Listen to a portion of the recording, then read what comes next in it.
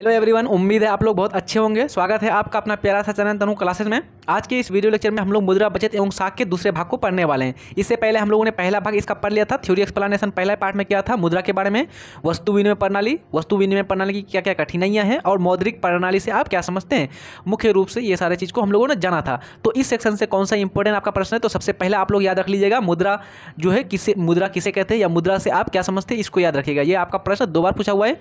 दूसरा है इस चैप्टर का सबसे इंपॉर्टेंट प्रश्न की बात की जाए तो वस्तु विनिमय प्रणाली किसे कहते हैं, ये प्रश्न आपका 5 बार आया हुआ है। ठीक है, 2015 में दोनों सीटिंग में आया हुआ था, 2017, 19, 21 हर बार आपका आते रहता है हर एक साल के बाद। तो 22 में नहीं आया था, इसलिए ये प्रश्न आपको याद रखना है। वस्तु विनिमय प्रणाली आपका 23 में 100% आना ही आना है। ठीक है, उसके बाद मैंने बताया था वस्तु विनिमय प्रणाली की कठिनाई इस चैप्टर का सबसे इंपॉर्टेंट दीर्घ उत्तरीय प्रश्न जो आपका 4 नंबर में पूछ लिया था। तो आप लोग को ध्यान रखना है वस्तु विनिमय प्रणाली की क्या क्या कठिनाइयाँ थी, ये सारी चीज़ों को। फिर उसके बाद मौद्रिक प्रणाली से आप लोग क्या समझते हैं उसको भी याद रखिएगा। ठीक है, तो मुख्य रूप से आप लोग ये सारा चीज़ स्क्रीनशॉट खींच सकते हैं या पहले चैनल में जाकर के आप लोग प्ले लिस्ट में जाकर के पहले पार्ट को देख लीजिएगा। ये मुद्रा आप लोग हो जाएगा, मुद्रा का इतिहास को जान लीजिएगा अच्छी तरह से।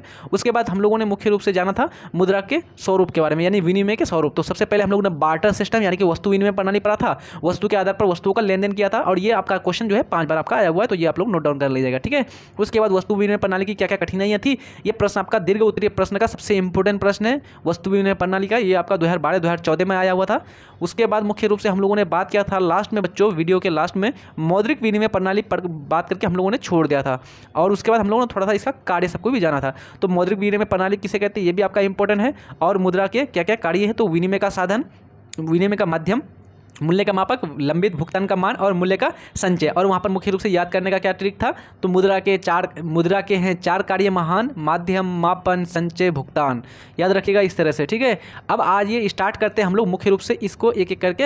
यहाँ पर हम लोग बात करते हैं मुद्रा के कुछ प्रमुख कार्य का, एक एक करके चर्चा करते हैं। तो सबसे पहला क्या कार्य था, ये आपका दीर्घ उत्तरीय प्रश्न पूछा जाता है बच्चों। ठीक है, दीर्घ उत्तरीय प्रश्न किस प्रकार से पूछा जाता है कि मुद्रा के कार्यों का वर्णन कीजिए, इस प्रकार से दे देगा और 4 नंबर दीर्घ उत्तरीय प्रश्न में पूछ लेगा। 2013 में पूछा हुआ है, 2014 में पूछा हुआ है, 2015 में भी ये प्रश्न आपका आया हुआ है। ठीक है, कि मुद्रा के क्या क्या कार्य हैं इसको लिखिए। तो आइए अब हम लोग एक एक करके इसका वर्णन करते हैं। 4 नंबर या प्रश्न रहेगा तो वहां पर आप लोग को फुल्ली जो है एक्सप्लेनेशन करनी है अच्छी तरह से। मुद्रा विनिमय प्रणाली का क्या है, माध्यम है। मुद्रा के आविष्कार से वस्तु या सेवा को बेचकर मुद्रा प्राप्त की जाती है। मुद्रा से अपनी जरूरत की अन्य वस्तुएं खरीदी जाती है। इससे दोहरे संयोग के अभाव की कठिनाइयां उत्पन्न नहीं होती है। अब यहाँ पर मुख्य रूप से कुछ सहायता दे रही है आपका मुद्रा, यानी कि मुद्रा जैसे ही इसका आविष्कार हुआ बच्चों तो क्या हो गया, वस्तु या सेवा को बेच करके मुद्रा आसानी से प्राप्त कर लिया गया और फिर उस मुद्रा से अपनी जरूरत की वस्तु को खरीद लिया गया।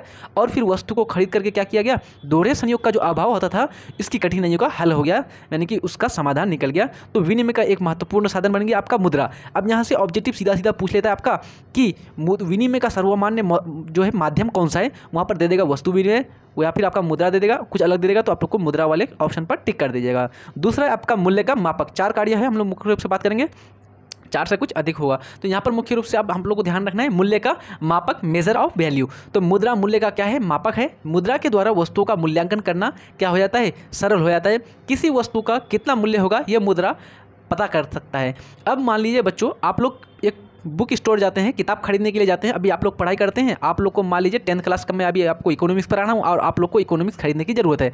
आप लोग आसानी से मार्केट जाते हैं, किसके पास जाते हैं, तो किताब के दुकान के पास यानी कि बुक स्टोर के पास जाते हैं और उसको जाकर के बोलते हैं भैया मुझे जो है क्लास 10th की इकोनॉमिक्स दे दीजिए, एनसीईआरटी का हिंदी मीडियम में। तो वो तुरंत आपको निकाल के देता है। क्या उसके स्थान पर आप उसको चावल और बैगन और आलू देते हैं क्या, नहीं ना, उसके स्थान पर क्या देते हैं, आप उसको मुद्रा देते हैं। तो इस प्रकार से ये क्या हो गया, बहुत ही ज़्यादा सरल हो गया, आसानी से लेके गए अपने पॉकेट में और दे दिया। वहाँ पर ज़रूरत नहीं पड़ा है ना किसी चीज़ का, वहाँ पर चावल और गेहूँ और आटा किसी प्रकार के सामानों को ले जाने की, ढोकर के जाने की जरूरत नहीं पड़ती है। तो इस प्रकार से ये बहुत ही आसान हो जाता है। तीसरा आपका है विलंबित भुगतान का मान। मुख्य रूप से आधुनिक युग में कुछ आर्थिक कार्य उधार पर होता है और उसका भुगतान बाद में किया जाता है। मुद्रा द्वारा विलंबित भुगतान का एक सरल साधन है, पर इसके द्वारा ऋण के भुगतान करने में काफ़ी क्या हो जाती है, सुविधा हो जाती है। यानी कि मान लीजिए कोई आदमी है, इसको क्या किस चीज़ की ज़रूरत है, खेती करने के लिए 5,000 रुपये की ज़रूरत है। तो 5,000 रुपये की ज़रूरत है, इसके पास नहीं है, तो ये क्या आता है, किसी महाजन के पास चले जाता है गाँव का और उससे जो है 5,000 रुपया लेके आ जाता है। 5,000 जो रुपया लेकर के आया तो 3-4 महीना के बाद इसका ये फसल उग जाया तो फसल से उसको क्या होगी, कमी होगी, है ना, उसको कमाई आई, इनकम आया 10-12 हज़ार जितना आया, तो उससे फिर वो 5,000 क्या कर दिया, उसको लौटा दिया। लेकिन उस 5,000 के स्थान पर उसको 6 से 7,000 लौटाना पड़ेगा, क्योंकि उन्होंने उसके 5,000 का यानी कि उसके रुपया का क्या किया, मुद्रा का उपयोग किया 4 से 5 महीना के लिए। तो मुख्य रूप से यहाँ पर कुछ उसको ब्याज देना पड़ेगा, उसको बढ़ा करके देना पड़ेगा। देगा, लेकिन बड़ा करके तो देगा बच्चों, लेकिन मुख्य रूप से ये देखिए सुविधा हुई कि नहीं भुगतान करने का, बहुत ही ज़्यादा सुविधा हो गई। लेकिन अगर आप लोग वस्तु विनिमय प्रणाली में देखे थे पहला पार्ट, तो वहाँ पर मैंने क्या बताया था, एक आदमी जो है किसी आदमी से एक गाय उधार लेता है और 1 साल के बाद वापस दे देता है, लेकिन वापस देने के समय उसको कुछ भी सामान नहीं देता है। अब सोचिए जो उधार दिया था उसको गाय, तो उसको तो बहुत बड़ा लॉस हो गया ना। तो इस प्रकार की समस्या का समाधान हो गया आसानी से मुद्रा के प्रचलन से। अगला आपका है मूल्य का संचय, यानी कि स्टोर किस प्रकार से किया जाए। तो मनुष्य भविष्य के लिए कुछ बचा कर रखना चाहता है, तो मुद्रा में ये गुण और विशेषता है, इसे लंबे समय तक जमा करके रखी जा सकती है, क्योंकि ये क्या हो सकती है, खराब नहीं हो सकती है। जैसे मैं आपको बता दूं बच्चों, अगर मान लीजिए आप लोग अभी पढ़ाई करते हैं, अगर मान लीजिए आप लोग अगर क्लास में टॉप कर गए, अगर मान लीजिए आप लोग 100% मैट्रिक की परीक्षा देंगे और 100% आप लोग का तो फर्स्ट डिवीजन आना ही आना है। अब इस फर्स्ट डिवीजन के चलते हम लोगों की बिहार सरकार जो है क्या होती है, प्रत्येक बच्चों को आपको 10,000 यानी कि 10,000 प्रोवाइड करती है, ताकि बच्चे लोग पढ़ने में आसानी रहे, मतलब कि उसको कुछ हेल्प हो जाए, मदद हो जाए। अब ये जो 10,000 रुपया देती है, तो इसको आप लोग क्या करते हैं, अपने खाता में रख देते हैं। आपको जब जरूरत का काम पड़ता है तो ले लेते हैं आप उससे लेकर के। आपको मोबाइल की जरूरत पड़ गई या कभी फिर कोई अन्य सामानों की जरूरत पड़ गई, तो वहाँ से आप उसका इस्तेमाल कर लेते हैं, प्रयोग कर लेते हैं। लेकिन अगर मान लीजिए उस 10,000 के स्थान पर बच्चों, अगर मान लीजिए वो जो बिहार सरकार है उस 10,000 के स्थान पर आपको 10,000 रुपया के बराबर आपको सिर्फ और सिर्फ क्या देता है, मान लीजिए चावल देता है। तो वो चावल जो है आपका रह पाएगा 10 साल तक, 5 साल तक या 4 साल तक नहीं रहेगा ना, एक ही साल तक। तो ज़्यादा से ज़्यादा आपका कितना साल तक रह सकता है, 1 वर्ष तक रह सकता है ना। तो इस प्रकार से क्या हो गया, मूल्य के संचय का जो ही ये मुद्रा के प्रचलन से मूल्य के संचय का जो आपका मुख्य समस्या थी, वो समस्या का समाधान आसानी से हो गया। अगला है आपका क्रय शक्ति का हस्तांतरण, ट्रांसफर ऑफ परचेजिंग पावर, यानी कि क्रय शक्ति है उसका आसानी से हस्तांतरण। वस्तु का क्रय विक्रय एक स्थान से दूसरे स्थान को हस्तांतरण करने की जरूरत महसूस की गई। मुद्रा में ये गुण मौजूद है, अतः कोई भी व्यक्ति किसी एक स्थान पर अपनी संपत्ति बेचकर किसी अन्य वस्तु पर नई संपत्ति खरीद सकती है। यानी कि मुख्य रूप से इतना आसान हो गया कि आप अपना घर द्वार है सब कुछ बेच करके कहीं दूसरी जगह आप आसानी से शिफ्ट हो सकते हैं। क्यों? क्योंकि यहाँ पर क्या हो गया, मुद्रा का प्रचलन हो गया। इस मुद्रा के द्वारा आप किसी को बेचिए, आपको ऐसा सामान देगा जिसको आप ढो करके दिल्ली पटना कहीं पर भी लेके जा सकते हैं। मान लीजिए आपका गाँव है, आप अपने गाँव में आप बहुत ज़्यादा पढ़े लिखे हो गए, अच्छा एजुकेटेड हो गए, आपने अच्छा रैंक प्राप्त कर लिया, उसके बाद मान लीजिए आपने डॉक्टर बन गया या आप मान लीजिए इंजीनियर बन गया, तो आप क्या करेंगे, आप तो अपना गाँव छोड़ करके कहीं पर अच्छी जगह टाउन एरिया में आप बसने चाहेंगे। अब मुख्य रूप से आप जो टाउन एरिया में जाएंगे तो आपने जो अगल पास आपका खेत खलियान होगा बच्चों, उसको तो 100% बेच करके जाएंगे ना दूसरे को। तो अब वहाँ पर क्रय या विक्रय जो करेंगे, तो मुख्य रूप से यहाँ पर मुद्रा के चलते आपको किसी भी प्रकार की समस्या का यानी कि सामना नहीं करना पड़ेगा। जैसे ही आप बेचना चाहेंगे तो 100% 10-20 लोग वहाँ पर खड़े हो जाएंगे, भाई मुझे दे दीजिए, मुझे दे दीजिए। तो इस प्रकार से वो क्या देगा, वो उस स्थान पर मुद्रा दे देगा आपको, उस घर के बदले, उस जमीन के बदले। तो यहाँ पर आसानी से उस मुद्रा को आप अपने जेब में लेकर के, अपने जो है बैग में लेकर के ढो करके अपने ले जा सकते हैं कहीं पर भी। लेकिन अगर उस जो है रुपया मुद्रा की जगह पर मान लीजिए कोई आदमी आपको दे देता 10 जो है आपका बैल दे देता, 10 गो बैल दे देता, उसके बाद आपको मुख्य रूप से 10 क्विंटल चावल दे देता घर के बदले में, तो अब उसको ढोकर के कैसे लेके जाते दिल्ली अपने गांव से, तो बहुत बड़ी समस्या का सामना करना पड़ता था वस्तु विनिमय प्रणाली में, है ना। बहुत ही गजब तरीके से मैंने आपको वस्तु विनिमय प्रणाली समझाया था। पार्ट 1 अगर नहीं देखे तो प्लीज़ आप लोग रिपीट कर लीजिएगा पार्ट 1 को, वहाँ पर बताया भी था ऑब्जेक्टिव कौन सा आपका ऑब्जेक्टिव पूछा जाता है और कौन सा आपका मुख्य रूप से सब्जेक्टिव लघु उत्तरीय प्रश्न बनता है, ठीक है, ये ध्यान रखिएगा। अगला है आपका मुख्य रूप से साख का आधार। अब ये आपका छठा बेसिक ऑफ क्रेडिट, यानी कि क्रेडिट यानी साख। तो यहाँ पर मुख्य रूप से सीधा सीधा एक ऑब्जेक्टिव पूछ लिया था बच्चों, साख का अर्थ है, ठीक है। इस प्रकार से ऑप्शन दे देगा उम्मीद, आपको दे देगा वहाँ पर जो है सुविधा, या साख का अर्थ है विश्वास, इस प्रकार से दे देगा। तो आपको ध्यान रखना है साख का जो अर्थ होता है बच्चों वो होता है विश्वास, ठीक है, बिलीव। तो यहाँ पर मुख्य रूप से ये ध्यान रखिएगा, साख पत्र जैसे चेक, ड्राफ्ट, हुंडी आदि मुद्रा के बिना प्रचलन में नहीं रह सकते। जमाकर्ता चेक का प्रयोग तभी कर सकता है जब बैंक में उसके खाते में पर्याप्त क्या हो, मुद्रा हो, यानी कि आपका क्रेडिट होगा, आपका वहाँ पर रुपया होगा बच्चों, जमा राशि होगी अगर बैंक में, तो आप उसका प्रयोग कर सकते हैं, चेक के माध्यम से हो या किसी भी माध्यम से हो, एटीएम हो, डेबिट कार्ड हो, कोई भी माध्यम से। लेकिन यदि आपके अकाउंट में बैलेंस है ही नहीं तो आप कैसे उसका प्रयोग कर सकते हैं, नहीं ना। तो पर्याप्त मुद्रा का आप लोग प्रयोग नहीं कर सकते अगर आपके अकाउंट में रुपया नहीं होगा तो, ठीक है। मुद्रा के बारे में बात की है तो इसके बारे में पहले बात ऊपर में बता दिया था मुद्रा के सारी चीज़ों के बारे में कि मुद्रा क्या है, स्वीकृति प्राप्त विधि ग्राह्य एवं स्वतंत्र रूप से प्रचलित कोई भी वस्तु जो विनिमय माध्यम मूल्य के सामान्य मापक, ऋण के भुगतान का मापदंड तथा संचय के माध्यम को रूप में कार्य करता है। तो क्या कहलाती है, वो आपका मुद्रा कहलाती है। तो वहाँ पर मैंने मुख्य रूप से 4 आपका कार्य बताया था, कि मुख्य रूप से विनिमय का माध्यम हो जाती है पहला में, दूसरा आपका मूल्य का मापक हो जाता है, तीसरा आपका ऋण का भुगतान और चौथा आपका संचय का साधन। अगर ये गुण किसी में पाया जाता है तो वो कहलाता है आपका मुद्रा। ठीक है, अब यहाँ पर मौद्रिक विनिमय प्रणाली क्या होती है, तो कोई व्यक्ति जो है अपनी वस्तु या सेवा को बेच कर क्या करती है, मुद्रा प्राप्त करती है और फिर उस मुद्रा से अपनी वस्तु के अन्य वस्तुओं को यानी कि प्राप्त करती है और इस प्रक्रिया में मुद्रा विनिमय का माध्यम का कार्य करता है। तो इसको बोलते हैं हम लोग मौद्रिक विनिमय प्रणाली। ये बहुत ही इंपॉर्टेंट प्रश्न है, ये आपका इंपॉर्टेंट प्रश्न आपका सीधा सीधा 2 बार पूछा हुआ है। मौद्रिक विनिमय प्रणाली से आप क्या समझते हैं, ये जो प्रश्न आपका ये जो प्रश्न आपका सीधा सीधा एक बार 2020 में आपका आया हुआ है। ठीक है, ये ध्यान रखिएगा। अब बात करते हैं मुद्रा का विकास के बारे में। तुम वस्तु विनिमय, वस्तु से वस्तु का लेन देन, ये सारा चीज़ हो गया था बच्चों हम लोगों ने, सारा चीज़ है ना। अब हम लोग बात कर लेते हैं वस्तु मुद्रा। ठीक है, वस्तु विनिमय तो हो गया, तो हम लोग बात करते हैं वस्तु मुद्रा के बारे में। तो शुरुआती में किसी एक वस्तु को मुद्रा के कार्य संपन्न करने के लिए चुन लिया जाता था। यानी कि जो हम लोग अब स्टार्ट कर रहे हैं मुख्य रूप से मुद्रा का प्रचलन किस प्रकार से हुआ, तो इसका हम लोग थोड़ा कुछ इतिहास को जान लेते हैं। तो मुख्य रूप से जो शुरुआती दौर में क्या था, किसी एक वस्तु को मुद्रा के कार्य संपन्न करने के लिए चुन लिया जाता था। और उसके बाद जैसे आपका एग्जाम्पल में दिया हुआ कि शिकारी युग में खाल या चमड़ा, कृषि युग में जो है अनाज जैसे कपास गेहूं तथा पशुपालन युग में कोई पशु और गाय जैसे आपका गाय या बकरी। यानी कि मुख्य रूप से अलग अलग युग में अलग अलग चीज़ों को क्या कर दिया जाता था, मापक बना दिया जाता था। जैसे आपका शिकारी युग यानी कि हंटर युग जो था उसमें आपको चमड़ा बना दिया था, कृषि में अनाज बना दिया था और उसके बाद मुख्य रूप से पशु युग में आपका मुख्य रूप से गाय या बकरी को बना देता था।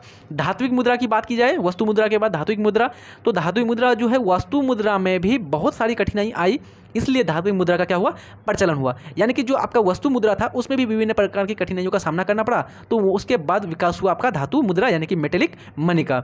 वह मुद्रा जो पीतल और तांबा इत्यादि धातुओं से बना होता था उसे क्या कहते थे, धात्विक मुद्रा। यानी कि आप लोग जो बच्चों पढ़े होंगे धातु के बारे में, तो जो भी सिक्का जो भी चीज़ बनता था आपका धातु से, तो उसको बोलते थे धातु मुद्रा, धातु के आधार पर। अब बात करते हैं कोइंस यानी कि सिक्के। तो धात्विक मुद्रा में भी कुछ कठिनाइयाँ आने लगी, इसी को दूर करने के लिए और उसमें जो है अच्छा लाने का प्रयास किया गया, जिसको क्या कहने लगा, सिक्का। यानी कि सिक्के का प्रयोग का प्रचलन हो गया। सिक्का किसे कहते हैं, तो वह वस्तु जो सोने चांदी आदि से बना होता है और देश की सार्वभौम सरकार की मोहर से चलता है, इसे क्या कहते हैं, सिक्का कहते हैं। अब यहाँ पर मुख्य रूप से ये निश्चित नहीं है बच्चों कि ये चांदी और सोना से ही बना होगा। सोना से कैसे बनेगा सिक्का, अगर सोने से सिक्का चलेगा 1 रुपये का सिक्के में अगर मान लीजिए जो है 100 ग्राम आपका सोना चले जाती है, तो 100 ग्राम सोना का मूल्य कितना होगा, लाखों करोड़ों में चल जाएगा। तो यहाँ पर तो इस प्रकार से सोने का यानी कि जो सिक्का जो प्रचलन होता है, इसका मुख्य रूप से अभी वर्तमान में जो आपका मुख्य रूप से ज़्यादातर आपका एल्यूमिनियम का प्रयोग किया जाता है। लेकिन आपका प्राचीन काल में बच्चों मुख्य रूप से अलग अलग प्रकार के सिक्के प्रचलन थे, चांदी और सोना का भी प्रचलन था। लेकिन अभी इस टाइम में तो नहीं है उसका प्रचलन। ठीक है, पत्र मुद्रा की बात की जाए, पेपर मनी, तो सिक्के में एक सबसे बड़ी परेशानी थी, इसे एक स्थान से दूसरे स्थान तक ले जाना। इसी परेशानी को दूर करने के लिए पत्र मुद्रा का प्रचलन हुआ। मान लीजिए आपके पास 1 रुपया है बच्चों, ठीक है, आप उसको तो आसानी से लेकर के चले आके अपना स्कूल ढो करके। लेकिन एक आदमी के पास मान लीजिए 1 लाख रुपया है और 1 लाख रुपया किस में है, आपका सिक्का में है। अब सोचिए वो किस में ढो करके लेके जाएगा बच्चों 1 लाख सिक्का को, 1 लाख जो है आपका उसका मुद्रा है उसका सिक्का के रूप में, तो उसको ढो करके ले जाने में तो बहुत परेशानी होगी, उसको केयर करना पड़ेगा, बहुत ही ज़्यादा दिक्कत है। तो इस प्रकार से अब इसका भी समाधान के लिए क्या शुरू हुआ, तो पत्र मुद्रा का शुरुआत हुई। तो इसलिए आप लोग ध्यान रखिएगा, जब आवश्यकता होगी तब तक सामानों का क्या होगा, अलग अलग प्रकार की चीज़ों का ईजाद होगा, आविष्कार होगा, खोज होगा। तो देखिए एक एक करके क्या क्या खोज हो रहा है ना, आवश्यकता बढ़ती जा रही है और खोज होता जा रहा है। तो इस प्रकार से अब हम लोग पत्र मुद्रा पर पहुंच गए। पत्र मुद्रा अब इसमें क्या है कि देश की सरकार तथा देश के केंद्रीय बैंक के द्वारा जो कागज का नोट प्रचलित किया जाता है उसे क्या कहते हैं, पत्र मुद्रा कहते हैं। पत्र मुद्रा वर्तमान में पूरे विश्व में प्रचलित है और इसे कागजी मुद्रा भी कहा जाता है, यानी कि कागजी मुद्रा भी कहा जाता है, क्योंकि यह किसका बना होता है, आपका मुख्य रूप से कागज का बना होता है। आप लोग कमेंट कीजिएगा बच्चों, कागज जो होता है मुख्य रूप से किससे प्राप्त किया जाता है, यानी कि किस प्रकार के चीज़ों से कागज का कागज का जो है निर्माण होता है। भारत में 1 रुपया के कागजी नोट अथवा सभी सिक्के केंद्र सरकार के वित्त विभाग के द्वारा चलाया जाता है। बहुत ही इंपॉर्टेंट है बच्चों, ध्यान रखिएगा। जो सिक्का का जो कागजी नोट जो है ये सब जारी करता है, या सिक्का जो जारी करता है, कौन जारी करता है, ये आपका वित्त विभाग जो है वही करता है बच्चों, यानी कि जो आपका फिनेंस डिपार्टमेंट होता है वही आपका ये सब सारा चीज़ जारी करता है। 2 रुपये या इससे अधिक के सभी कागजी नोट देश के केंद्रीय बैंक यानी कि रिजर्व बैंक ऑफ इंडिया, जिसकी स्थापना जो है 1935 में हुई थी, इसको ध्यान रखिएगा आप लोग, जो है 1 अप्रैल 1935 में ये आपका ऑब्जेक्टिव आया हुआ है कि जो है रिजर्व बैंक की स्थापना कब हुई थी। ठीक है, इसको ध्यान रखिएगा थोड़ा सा।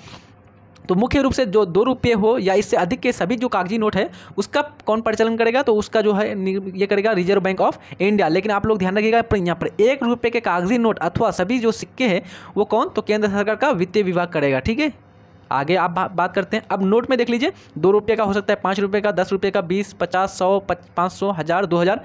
अभी 1000 का तो आप लोग नहीं देखते होंगे बच्चों, मुख्य रूप से आप लोग 500 और 2000 को देखते होंगे, है ना। अलग अलग टाइम में अलग अलग प्रकार के मुद्राओं का प्रचलन होते रहता है, उसका बदलते रहता है संरचना, सारा चीज़। अब बात करते हैं हम लोग साख मुद्रा।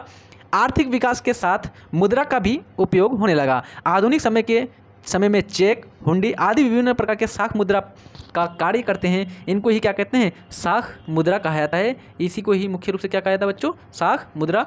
और यहाँ ये प्रश्न आपका 2015 में पूछा हुआ है कि साख से आप क्या समझते हैं, ठीक है। अब बात करते हैं एटीएम के बारे में। तो इसका सबसे पहले आप लोग फुल फॉर्म जान लीजिए। एटीएम का फुल फॉर्म होता है ऑटोमेटिक टेलर मशीन, यानी कि स्वचालित टेलर मशीन। ये आप लोग स्पेलिंग सही से देख लीजिएगा, ठीक है। ये मशीन जो है आपका 24 घंटे रुपया निकालने तथा जमा करने की सुविधा प्रदान करती है। यानी कि एटीएम जो है ये एक ऐसा मशीन है जो क्या करता है, 24 घंटों जो है 24 घंटा आपका 24 आवर्स आपको सेवा प्रदान करता है। किस चीज़ के लिए, मुद्रा निकालने के लिए, मुद्रा प्रदान करने के लिए आपको, ठीक है। तो ये आपका हो गया एटीएम। अब बात करते हैं क्रेडिट कार्ड।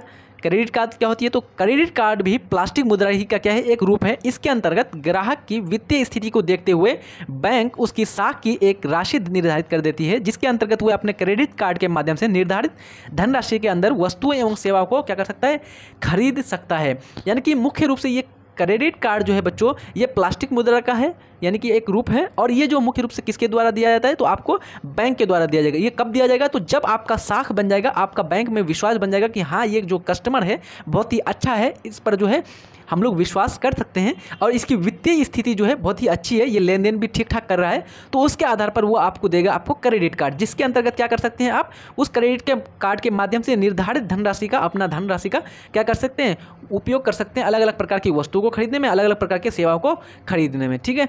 मुद्रा के आर्थिक विकास या उस पर महत्व पर प्रकाश डालने के लिए बोला है। तो मुद्रा वर्तमान समाज से हटा दिया जाए तो सारी आर्थिक व्यवस्था अस्त व्यस्त हो जाएगी।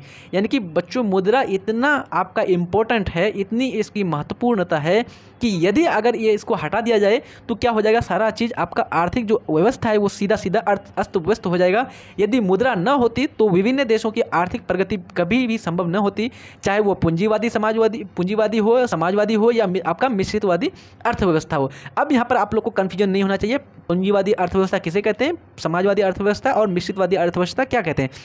ये हमने अच्छी तरह से पहला चैप्टर में अच्छी तरह से वहाँ पर मैंने बात कर लिया था सारा चीज़ों में। पूंजीवादी में मुख्य रूप से एक ही आदमी का अधिकार होगा, यानी कि प्राइवेट आदमी का। समाजवादी में प्राइवेट और सरकार दोनों का अधिकार होगा। मिश्रितवादी में मुख्य रूप से समाजवादी और पूंजीवादी दोनों का अधिकार होगा। इस प्रकार से ध्यान रखना है। सभी में मुद्रा आर्थिक विकास के मार्ग में क्या होती है, महत्वपूर्ण भूमिका निभाती है। अब ये प्रश्न जो है मुख्य रूप से सीधा सीधा आया हुआ है बच्चों की, मुद्रा के आर्थिक महत्व पर प्रकाश डाले। ये प्रश्न आपका 2013 में पूछा हुआ है, 2014 में पूछा हुआ है, 2015 में पूछा हुआ है। लगातार 3 बार पूछ करके आपका जो बोर्ड है बिहार बोर्ड, ये शांत हो गया है। तो ये प्रश्न हो सकता है कि बच्चों दोबारा आपका आ जाए। ये आपका 5, 6, 7 साल तक नहीं आई है तो दोबारा आने का चांस बन सकता है। तो आप लोग ध्यान रखिएगा, मुद्रा के आर्थिक महत्व पर प्रकाश डालने वाले प्रश्न का सीधा सीधा आपका लघु उत्तरीय प्रश्न में आपको आ जाएगा। आगे बात करते हैं मुद्रा के अब लाभ क्या क्या हैं। मुद्रा के प्रमुख लाभ जो है निम्नलिखित है। सबसे पहला मुद्रा से लाभ यही है कि मुद्रा से उपभोक्ता को लाभ होती है। मुद्रा उपभोक्ता की मांग का क्या है, आधार है। अतः जिस व्यक्ति के पास जितना मुद्रा हो वह वस्तुओं एवं सेवाओं की मांग उतना ही कर सकता है, और जिसके पास कम हो वह मांग कम कर सकता है। मुद्रा से आप अपने अनुसार जो क्या कर सकते हैं, कुछ भी खरीद सकते हैं। यानी कि ये मुख्य रूप से किसके लिए लाभदायक है, तो उपभोक्ताओं के लिए लाभदायक है, जो आपका क्या करते हैं, अलग अलग प्रकार की वस्तुओं और सेवाओं को खरीदता है, क्रय विक्रय करता है। आगे बात करते हैं मुद्रा से उत्पादक को भी लाभ होती है। तो मुद्रा की मदद से उन्हें उत्पादक के साधनों की आवश्यकता मात्रा जुटाने, कच्चे माल को खरीदने तथा संचित जो है रखने में सहायता मिलती है। उत्पादन लागत कितनी होगी, वस्तुओं का संभावित मूल्य क्या होगा एवं लाभ की मात्रा क्या होगी, इसमें बहुत ज़्यादा ही क्या होती है, सहायता हो जाती है। एक आदमी है, ये आपका क्या कर सकता है, ये क्या करना चाहता है, तो ये सोचता है कि मैं एक छोटा सा फैक्ट्री लगा दूँ। फैक्ट्री लगाने से पहले इन्होंने ये जायजा लिया कि ये जो ज़मीन है इसको खरीदना पड़ेगा, तो मुझे इसके लिए जो है मुख्य रूप से 10 लाख रुपये की ज़रूरत है। तो 10 लाख रुपये पहले ज़मीन के लिए चाहिए, अलग से इसके लिए मकान निर्माण करना पड़ेगा, तो मकान के लिए 5 लाख चाहिए। तो उसके बाद फिर अलग प्रकार से सारा चीज़ों का सामान लाना पड़ेगा, कच्चा माल की जरूरत पड़ेगी। अगर मान लीजिए उसमें कपड़ा उद्योग बनाना चाहता है तो कपड़ा के लिए तो सामान लाना पड़ेगा, कच्चा माल लाना पड़ेगा, कपास लाना पड़ेगा, तो उसके लिए अलग से मान लीजिए 2 लाख रुपये। तो इस प्रकार से उन्होंने टोटल किया और पता चला कि उसको 17 लाख की जरूरत है। तो इस प्रकार से उन्होंने टोटल आकलन कर लिया एक मोटा मोटी तौर पर, और उसके बाद उन्होंने फैक्ट्री को डाल दी। तो इस प्रकार से उन्होंने क्या किया, आसानी से पूरा जो है एकत्रित किया, डाटा को टोटल कर लिया आसानी से जोड़ करके, है ना। उसके बाद उन्होंने उससे क्या किया, उत्पादन की सहायता से उससे अपना कमाया, है ना, अलग अलग प्रकार से और फिर उसको अलग जगह जाकर के जमा भी कर दिया। आगे बात करते हैं मुद्रा और साख। मुद्रा की सहायता से आधुनिक व्यवसाय का सारा ढांचा साख पर आधारित है। बैंक लोगों की छोटी छोटी बातों को इकट्ठा कर लेते हैं तथा उद्योगों को वह मुद्रा जो है मुख्य रूप से साख के आधार पर उधार दे देते हैं। यानी कि जो है अलग अलग प्रकार से, मान लीजिए एक आदमी है, ये अपना रुपया 5,000 रुपया एक अपना बैंक में रखने दिए, यानी कि अपना अकाउंट में रख दिया। कोई दूसरा आप ही का दोस्त है, उन्होंने भी अपना 10,000 मैट्रिक में जो उसका फर्स्ट डिवीजन का आया था वो भी रख दिया। कोई और तीसरा आपकी सहेली थी, उसका उन्होंने रख दिया। तो इस प्रकार से ये सारा जो है अब वो क्या करेगा, आप लोग को अभी इस्तेमाल करना नहीं है। तो ये जो बैंक है वो उन रुपीज़ को कोई बड़े आदमी को जो धारक होता है उसको दे देता है कि ताकि आप यूज कीजिए और आपसे मुझे कुछ ऋण भी मिल जाएगा, आपको ब्याज भी चुका देना पड़ेगा। तो इस प्रकार से ये सारा चीज़ है। बात की जाए वस्तु विनिमय प्रणाली की कठिनाइयों का निराकरण कैसे किया जाए, तो ये आपका जो मुद्रा जो है इस प्रकार से वस्तु विनिमय प्रणाली में जितनी भी प्रकार की समस्याएं थी, कठिनाई थी, उसका निराकरण कर दिया, उसका आसानी से हल कर दिया। तो मुद्रा जो है मुख्य रूप से मुद्रा के आविष्कार से वस्तु विनिमय प्रणाली की सारी कठिनाइयाँ, एक ही नहीं सिर्फ सारी कठिनाइयाँ आसानी से दूर हो गई। अब मुद्रा के कारण विनिमय आसान हो गया है। अगला है आपका मुद्रा और पूंजी की तरलता। मुद्रा ने पूंजी की तरलता प्रदान की है क्योंकि इसको प्रत्येक व्यक्ति स्वीकार कर लेता है। मुद्रा के रूप में पूंजी को किसी भी उपयोग में लाया जा सकता है। जिस व्यक्ति के पास मुद्रा ज़्यादा होगा वह किसी भी समय अपनी ज़रूरत की सामानों को खरीद सकता है और अपनी आवश्यकता की संतुष्टिकरण कर सकता है। तो इस प्रकार से मुद्रा और पूंजी का जो बच्चों तरलता यहाँ पर आ गया मुद्रा विनिमय प्रणाली, मौद्रिक विनिमय प्रणाली के प्रचलन से। ठीक है, ये सारा चीज़ हो गया। आगे बात करते हैं मुद्रा और पूंजी की गतिशीलता। तो पूंजी की गतिशीलता में काफ़ी वृद्धि हो गई। इस प्रकार से अब न केवल देश में बल्कि पूरी दुनिया में एक स्थान से दूसरे स्थान तक पूंजी को भेजा जा सकता है और इसी की वजह से वाणिज्य व्यापार का क्या हो गया, विकास संभव हो पाया। यानी कि वाणिज्य व्यापार बोलते हैं बच्चों ज़्यादा से ज़्यादा लाभ कमाने के लिए अलग अलग देशों में जाकर के, अलग अलग क्षेत्रों में जाकर के कंपनियों का विस्तार करना, यहाँ पर है मुख्य रूप से वाणिज्य व्यापार। मुद्रा और पूंजी निर्माण। मुद्रा जो है क्या है, तरल संपत्ति है। अभी मैंने ऊपर बात किया, इसे बैंक में जमा रखा जा सकता है और ब्याज भी प्राप्त किया जा सकता है। तो मुख्य रूप से ये सारा चीज़ आपका मौद्रिक प्रणाली का मतलब कि क्या हो गया, लाभ हो गया। 8वां है मुद्रा और आर्थिक प्रगति। मुद्रा किसी भी देश की आर्थिक प्रगति का क्या है बच्चों, मुख्य रूप से सूचक है। ठीक है, यानी कि मुद्रा के आधार पर आप पता कर सकते हैं। जैसे आपका भारत का आप लोग जानते हैं जो आपका $1 जो आपका USA का होता है वो कितने के बराबर होता है, तो आपका 82 रुपये के बराबर है। अभी आप इससे आकलन लगा सकते हैं कि अमेरिका आपका कितना मजबूत है, भारत मतलब कि इसकी तुलना में कैसा है। लेकिन वस्तु विनिमय प्रणाली के समय कुछ डाटा पता नहीं चलता था कि कौन सा देश कैसा है। तो ये सारी कठिनाइयों का आसानी से निराकरण हो गया। कब, जब मुद्रा का प्रचलन हुआ। यहाँ पर मुख्य रूप से है बचत। तो बचत बराबर क्या होता है बच्चों, तो बचत बराबर होता है आपका आय माइनस व्यय। यानी कि आपका जितना इनकम है और आपने जितना खर्च किया उससे घटा देंगे, उसको घटा देंगे आय से, तो वही हो जाएगा आपका क्या, यानी कि बचत, यानी कि आपका टोटल सेविंग हो जाएगा। मुख्य रूप से मान लीजिए आपके पापा है या कोई आदमी है, मान लीजिए उनका इनकम है कितना, 30,000 उसका इनकम है और उसके बाद उसका फैमिली है, रूम रेंट है, पानी बिल है, बिजली बिल है, ये सारा चीज़ पे करने के बाद उसका 14,000 टोटल जो है खर्चा हो जाता है। तो मुख्य रूप से अब हम लोग बात करेंगे कि उसका बचत कितना होती है। तो बचत होने के लिए यहाँ कर देंगे उसका इनकम कितना है 30,000 और माइनस कर देंगे कितना 14,000। तो 14,000 उसे घटा देंगे तो कितना हो जाएगा, उसका 16,000 जो है उसका बचत हो जाएगा, यानी कि सेविंग हो जाएगा। ठीक है, तो नगद बचत की बात की जाए तो कुल आय का कुछ ऐसा भाग या अंश जो किसी भी प्रकार की वस्तु पर व्यय नहीं किया जाता है, क्या कहलाता है, वो आपका नगद बचत कहलाता है। यानी कि कुल आय का कुछ ऐसा भाग होगा जो किसी भी प्रकार की वस्तु पर क्या किया जाता है, खर्च नहीं किया जाता है। वस्तु बचत की बात की जाए तो कुछ आय का, यानी कि कुल आय का कुछ ऐसा अंश जो किसी भी प्रकार की वस्तु पर व्यय नहीं किया जाता है, वह वस्तु बचत कहलाती है। यानी कि वस्तु पर व्यय नहीं करेंगे तो वस्तु बचत कहलाएगी, है ना। आगे है मुख्य रूप से साख। तो साख का अर्थ होता है विश्वास या भरोसा। ये सीधा सीधा आपका ऑब्जेक्टिव में 2-3 बार ये प्रश्न आपका पूछा हुआ है बच्चों कि साख का अर्थ क्या होता है, अलग अलग ऑप्शन से दे देंगे आपको। तो विश्वास या भरोसा, इसको आप लोग को टिक कर देनी है। ठीक है, अगर दोनों ऑप्शन, एक ऑप्शन में देगा विश्वास, एक ऑप्शन में देगा भरोसा, तो दोनों ऑप्शन को मारना है आप लोग को। जहाँ पर ऑप्शन दिया रहेगा विश्वास और भरोसा, दोनों उस ऑप्शन को आप लोग टिक कीजिएगा। तो मुख्य रूप से यहाँ पर ध्यान लिए हम लोग, साख का अर्थ विश्वास और भरोसा होता है, जिसमें जो है ऋण, रुपया, सेवाएं या वस्तुएं एवं साख के आधार पर क्या की जाती है, प्राप्त की जाती है और निश्चित अवधि के बाद उतना ही जो है मुद्रा क्या की जाती है, ब्याज सहित लौटाने का वादा करता है। यानी कि मान लीजिए कोई आदमी है, इसको घर उठाने की ज़रूरत है, लेकिन इसका नौकरी है 30,000 मंथली है, इसके पास जो है मुख्य रूप से अभी हम लोगों ने देखा 16,000 मान लीजिए इसका पास बच रहा था, लेकिन घर उठाना चाहता है, 16,000 करके जोड़ेगा तो कब तक होगा, नहीं होगा। तो इस प्रकार से इन्होंने क्या कर लिया, बैंक के पास गया, बैंक को बोला कि भाई मुझे जो है लोन दे दिए। तो बैंक ने इसको प्रदान किया 5 लाख का लोन। अब 5 लाख का जो लोन किया तो किसके आधार पर करेगा, तो उसका पहले उसको क्रेडिट देखेगा, उसका साख देखेगा, ये उसका आदान प्रदान देखेगा, वो किस प्रकार से रुपये का लेन देन करता है, तो वो देखेगा कि हाँ 30,000 मंथली पर मंथ आता है, इसका इतना प्रकार से खर्च करता है, तो 100% ये आगे आसानी से हमको चुका सकता है, तो उसको दे देता है। ये आपका क्या देता है बच्चों, ऋण दे देता है। और बाद में लगभग टाइम देता है, अलग अलग अवधि, 1 साल 2 साल 3 साल, इस अवधि के बीच उसको ब्याज सहित चुकाना पड़ता है। साख में 2 पक्ष होते हैं, एक होता है ऋणदाता और एक होता है ऋणी। यानी कि ऋणदाता बच्चों ऋण देने वाला को बोल देंगे ऋणदाता, और जो ले रहा है उसको बोलेंगे हम लोग ऋणी, यानी इंग्लिश में बोलेंगे क्रेडिटर। एक होता है आपका डेबिटर। यानी कि मुख्य रूप से आपको ऋणदाता के बारे में बात की जाए तो मान लीजिए बैंक के पास गया, तो बैंक ने उसको दिया, तो उसको समझ लीजिए आप लोग ऋणदाता। और कौन आदमी लिया, ये आदमी ले रहा है, बैंक के पास गया तो वो हो गया आपका ऋणदाता, और ये आदमी लेने करके गया तो इसको बोलते हैं हम लोग ऋणी। ठीक है, अब बात करते हैं साख के मुख्य आधार निम्नलिखित है। साख का जो मुख्य रूप से आधार है वो निम्नलिखित है। पहला है आपका विश्वास। ऋणदाता ऋणी को उधार देने के लिए तभी तैयार हो सकता है जब उसे ऋणी पर विश्वास हो, या ऋणी समय पर क्या कर सकता हो, रुपया लौटा सकता हो। मान लीजिए बच्चों आपके पास कोई आदमी आता है, क्या कोई आपका साथी आता है, और वो जो है मुख्य रूप से उसका कैरेक्टर आप पहले से जानते हैं, ये बहुत ही लड़का जो है इधर उधर घूमते रहता है, कुछ भी मतलब कि रुपया का सेविंग नहीं करता है, इसके पास रुपया का कोई सोर्स नहीं है, तो इसको अगर मैं 1,000 रुपया दे देता हूँ तो ये मेरा रुपया वापस कराने वाला नहीं है, तो ये इसका क्या हो गया, साख। यानी कि ये आप इसके सारे चीज़ को समझ लिए, यानी कि इस आदमी का इमेज आपके अंदर किस प्रकार से बना हुआ है, ये आपने सारा चीज़ समझ लिया, और आपने उसको ऋण देने पर इनकार कर दिया, ऋण उसको देने के लिए मंजूर आप नहीं हुए, एग्री नहीं हुए। तो इस प्रकार से यहाँ पर मुख्य रूप से कार्य करता है कौन चीज़, विश्वास कार्य करता है, आपका साख कार्य करता है, और ये आपका बहुत ही ज़्यादा इंपॉर्टेंट है। आगे बात करते हैं चरित्र। इसमें ऋणदाता को ऋणी का चरित्र तथा ईमानदारी को देखते हुए ऋणी प्रदान की जाती है। ऐसा नहीं कि करने पर ऋण देने के बाद ऋणदाता को काफ़ी कठिनाई का भी सामना करना पड़ता है। यानी कि मुख्य रूप से अगर ऋणदाता यानी कि ऋण देने वाला अगर आदमी के चरित्र को नहीं देखता है तो आगे जाकर के बहुत प्रकार की समस्याओं का समाधान यानी कि सामना करना पड़ता है। चाहे तो वो ऋणी जो था ऋण लेने वाला वो आपको रुपया वापस नहीं कराएगा, ऊपर से आपको अलग प्रकार से रहेगा तो वो आपको धमकी देगा, अलग अलग प्रकार से सारा चीज़ों का ये करेगा। बच्चों अगला है आपका चुकाने की क्षमता। ऋणदाता को ऋणी के भुगतान करने की क्षमता पर पूरा विश्वास होना चाहिए। अगर मान लीजिए बैंक जो है उस आदमी को जिसका इनकम कितना था 16,000 था, अगर उसको देता तो 100% वो आसानी से चुका देता, क्योंकि उसका क्या था 16,000 प्रत्येक मंथ उसकी बचत थी। अब उस बचत से वो हर मंथ 7-8 हज़ार 100% यानी बैंक को आसानी से पे कर देता, चुका देता है ना, तो इस प्रकार से वो उसको प्रदान कर सकता था। आगे है पूंजी संपत्ति।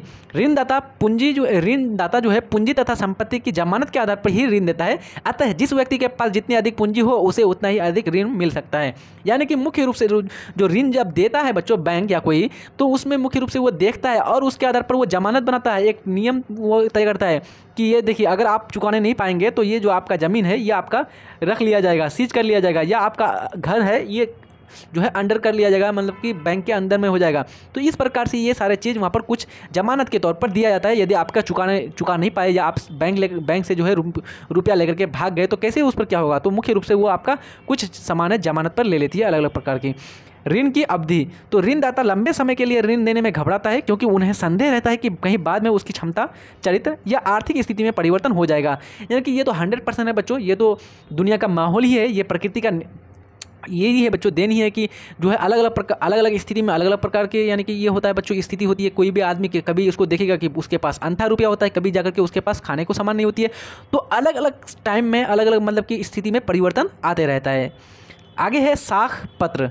ठीक है, तो मुख्य रूप से बच्चों हम लोग आज यहीं पर अपने सेशन को समाप्त करते हैं। आप लोग चैनल पर नए हैं तो सब्सक्राइब कर दीजिएगा प्लीज़, अपने दोस्त यार को शेयर भी कर दीजिएगा, और आप लोग मुख्य रूप से इन सारे चीज़ों को अच्छी तरह से ध्यान देकर के पढ़ने का प्रयास कीजिएगा बच्चों। और जहाँ पर मैंने आपको मतलब कि बताया था कि यहाँ से प्रश्न आपका पूछा जाता है तो ये सबको आप लोग ध्यान दीजिएगा। जैसे बचत से आप क्या समझते हैं, ये भी प्रश्न आपका बहुत बार पूछा हुआ है, 2016 में पूछा हुआ है, 2017 में पूछा हुआ है, 2019 में पूछा हुआ है। तो इस प्रकार से आप लोग को ये सारा चीज़ ध्यान देना है कि बचत किसको कहेंगे, तो बोलेंगे कि जब आय और व्यय को घटा देंगे, यानी कि आय में से व्यय यानी कि जितना खर्च हो रहा है उसको घटा देंगे तो वो क्या कहलाता है, हमारा बचत कहलाएगा। ये बचत का मुख्य रूप से ये आपका हो गया नगद बचत, वस्तु बचत, इस प्रकार से आप लोग ये कर लेंगे। ठीक है, तो मिलते हैं नेक्स्ट वीडियो में। तब तक के लिए आप लोग का अगर कोई भाई बंधु जो है अगर 9th स्टैंडर्ड में है उन लोग को प्लीज़ ये चैनल आप लोग शेयर कर दीजिएगा।